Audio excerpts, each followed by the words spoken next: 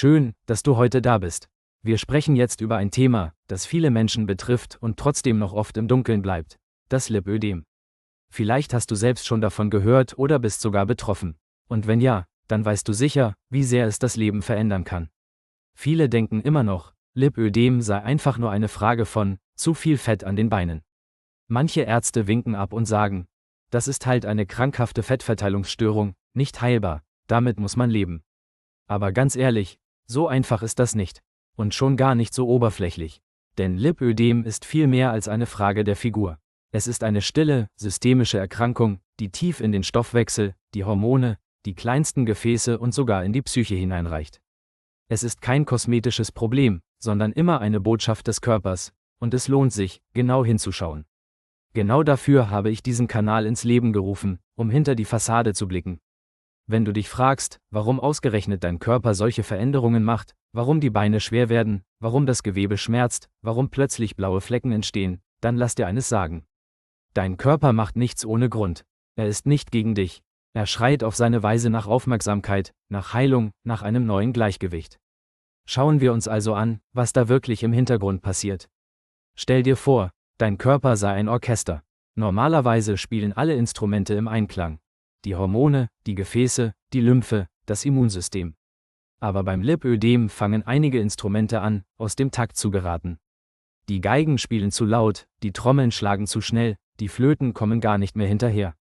Und am Ende klingt das ganze Stück disharmonisch und das spiegelt der Körper. Eine der wichtigsten Rollen in diesem Orchester spielen die Hormone. Das Lipödem taucht fast immer in Phasen auf, in denen sich das Hormonsystem stark verändert. Pubertät, Schwangerschaft, Wechseljahre. In diesen Zeiten verschiebt sich das Gleichgewicht von Östrogen und Progesteron. Zu viel Östrogen sorgt dafür, dass die Gefäße durchlässiger werden und mehr Flüssigkeit ins Gewebe dringt. Zu wenig Progesteron bedeutet, das Gewebe verliert an Stabilität, die Balance kippt. Dazu kommt oft noch Stress, und Stresshormone wie Cortisol verstärken das Ganze. Dein Körper steht also regelrecht unter Dauerfeuer. Doch die Hormone sind nur ein Teil der ganzen Geschichte. Auch die kleinsten Blutgefäße, die sogenannten Kapillaren, verändern sich. Normalerweise sind diese wie feine Siebe, die genau regulieren, was ins Gewebe darf und was nicht. Beim Lipödem werden sie löchriger, durchlässiger. Flüssigkeit tritt aus, Proteine sammeln sich an, die Lymphe, also unser inneres Reinigungssystem, kommt gar nicht mehr hinterher. Es entsteht eine stille Überschwemmung im Gewebe, die für das schwere Gefühl und die Schmerzen verantwortlich ist. Und dann ist da noch die Entzündung. Viele denken bei Entzündung an eine dicke rote Beule oder an Fieber. Aber beim Lipödem ist es eine leise, chronische Entzündung, ein ständiges Glimmen im Hintergrund. Fettzellen im betroffenen Gewebe geben entzündliche Botenstoffe ab, die wiederum das Immunsystem reizen. Es entsteht Unruhe im Gewebe. Dadurch wird das Gewebe noch empfindlicher, noch schmerzhafter, noch instabiler. Ein Teufelskreis beginnt: Entzündung führt zu mehr Schwellung, die Schwellung zu mehr Schmerzen, die Schmerzen wieder zu mehr Stress. Und Stress befeuert die Entzündung. Vielleicht merkst du jetzt schon, das Ganze ist ein Systemproblem und absolut kein reines Schönheitsproblem. Darum greifen auch die klassischen Methoden der Schulmedizin viel zu kurz und bewirken nur kurzweilig etwas. Ja, Lymphdrainage, Kompressionsstrümpfe oder auch eine Operation können kurzfristig entlasten. Aber sie gehen nicht an die Wurzel. Sie behandeln das Symptom, nicht die Ursache. Das Problem wird also wiederkommen. Und genau da setzt ein ganzheitlicher Blick an. Denn kein Gewebe wächst einfach so unkontrolliert. Kein Schmerz entsteht ohne Sinn. Dein Körper ist nicht zufällig aus der Balance geraten, er sendet dir ein Signal. Stell dir vor, dein Körper sei ein aufmerksamer Freund. Und dieser Freund sagt dir immer wieder: Schau hin, hier stimmt etwas nicht. Bitte kümmere dich doch um mich. Ignorierst du das, was leider sehr üblich ist, wird er lauter. Beim Lipödem zeigt er es durch Schmerzen, durch schwere Gefühle, durch sichtbare Veränderungen. Und auch wenn das belastend ist, steckt darin auch eine Chance. Die Chance, das eigene System besser zu verstehen, die Chance, deine Heilung in der Tiefe einzuleiten. Wir können also jetzt gemeinsam beginnen, das Puzzle Stück für Stück zusammenzusetzen. Ein Teil liegt bei den Hormonen, ein anderer bei den Gefäßen und der Lymphe, ein dritter bei den Zellen selbst. Viele Studien zeigen, in den betroffenen Regionen haben die Zellen oft zu wenig Energie. Die Mitochondrien, unsere Zellkraftwerke, arbeiten nicht richtig. Das bedeutet, weniger Energie, mehr oxidativer Stress, mehr Abfallstoffe, die das Gewebe belasten. Und genau da setzt eine alternative Sichtweise an. Wenn wir die Zellen wieder stärken, wenn wir die Energieproduktion ankurbeln, dann kann sich auch das Gewebe wieder regenerieren. Der Körper kann sich oft unglaublich schnell wieder regenerieren. Aber nicht nur die Biologie spielt eine Rolle. Auch deine Seele, deine Psyche ist Teil des Ganzen. Da beginnen die Krankheiten ja auch. Viele Betroffene berichten, dass sie sich unglücklich und stigmatisiert fühlen. Dass andere sagen, du bist einfach übergewichtig, iss weniger. Solche Aussagen sind nicht nur falsch, sie verletzen die Betroffenen auch zutiefst. Dieses Gefühl von nicht verstanden werden verstärkt die Belastung. Dauerstress, innere Anspannung, das Gefühl, gegen den eigenen Körper zu kämpfen. All das verschärft das Lipödem. Darum ist es so wichtig, das Nervensystem zu beruhigen. Sanfte Atemübungen, leichte Bewegung, Meditation, bewusste Pausen. All das hilft, den Körper aus dem Stressmodus herauszuholen. Und genau da liegt eine der größten Chancen für Heilung. Nicht nur das Gewebe behandeln, sondern auch die Seele streicheln. Du siehst, Lipödem ist ein komplexes Zusammenspiel. Hormone, Gefäße, Lymphe, Entzündung, Energie, Psyche, alles hängt zusammen. Und alles will wieder in Einklang gebracht werden. Jetzt fragst du dich vielleicht, okay, schön und gut, aber was kann ich konkret tun? Muss ich jetzt ewig in Kompressionsstrümpfen herumlaufen? Oder gibt es auch natürliche, sanfte Wege, die wirklich helfen? Und die gute Nachricht ist, ja, es gibt einiges, was du selbst in deinem Alltag umsetzen kannst. Fangen wir mit dem Wichtigsten an. Bewegung. Okay, ich gehe schon mal in Deckung. Jetzt höre ich schon die Stimmen. Aber das tut doch weh, und Sport bringt sowieso nichts beim Lipödem. Stimmt, harte Workouts, Joggen auf Asphalt oder stundenlange Fitnessstudio-Sessions sind sogar kontraproduktiv. Dein Gewebe braucht etwas anderes. Sanfte, rhythmische Bewegung, die die Lymphe anregt und die Gefäße stärkt, ohne sie zu überlasten. Denn überlastet ist das ganze System schon. Dazu gehören Schwimmen, Aquafitness, Radfahren, langsames Laufen und Wandern oder auch Tanzen. Alles, was dich in den Fluss bringt, hilft. Und stell dir vor, das darf Spaß machen. Du musst dich nicht quälen. Dein Körper ist schon geplagt genug. Er möchte Leichtigkeit, nicht noch mehr Kampf.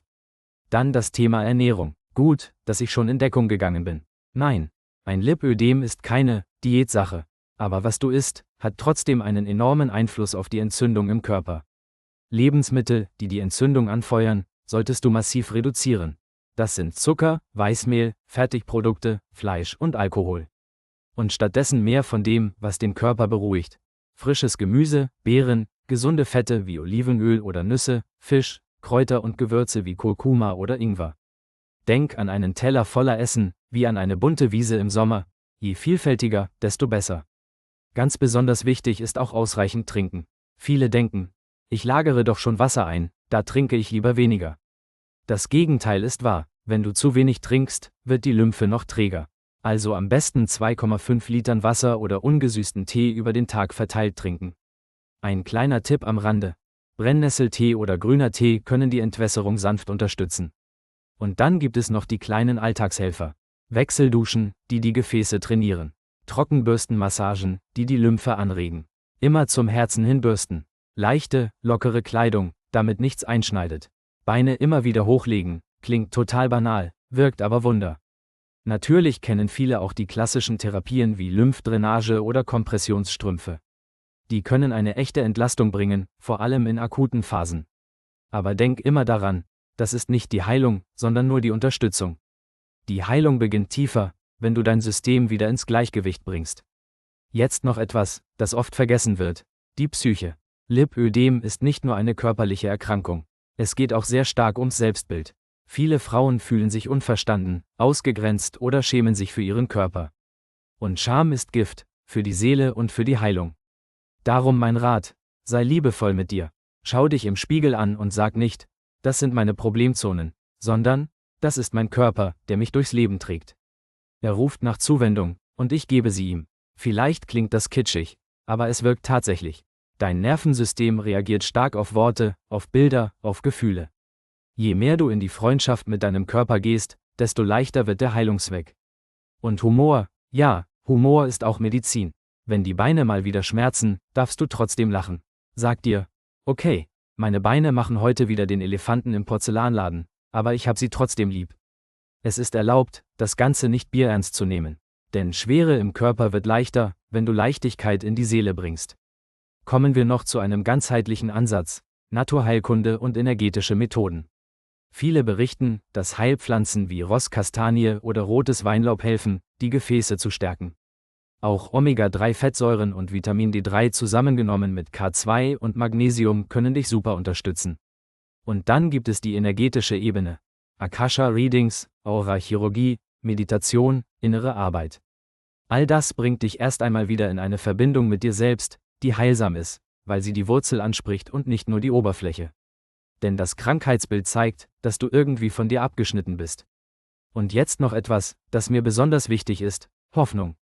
Dein Mindset ist so wichtig beim Gesundwerden. Viele Betroffene hören irgendwann den Satz: Das ist unheilbar, da kann man nichts machen. Aber weißt du was? Das stimmt so nicht. Vielleicht ist es nicht das klassische Tablette nehmen und alles ist weg.